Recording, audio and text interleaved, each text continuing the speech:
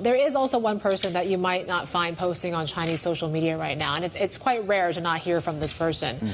Bloomberg has learned, you may remember who he is, the former Global Times editor-in-chief Hu Xijin's Weibo account has been suspended after he posted comments on the economy. It seems like we haven't heard from him since Saturday. Yep, and he posts multiple times a day, if I'm not mistaken. Yeah. And it was a post, let me just find that here too.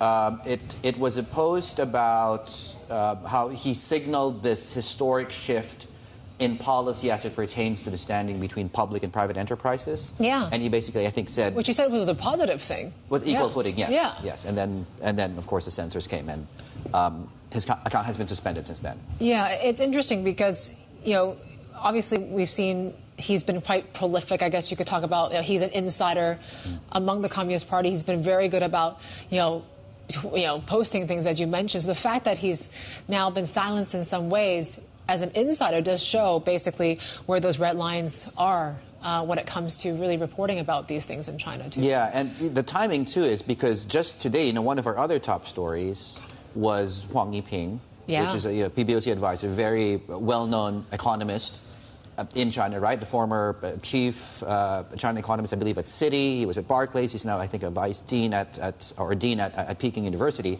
And he actually came up with a critique in terms of cyclical economic policy and how he thinks it more effectively should be done. It's too conservative, he says. Yeah, to tackle this low inflation environment. So it's hard to put these two things together, but they're obviously in the same breath as far as the sensitive conversations around the economy are concerned. And we haven't gotten a comment from him, but I think he did speak to Tsingtao saying, look, just don't ask anymore.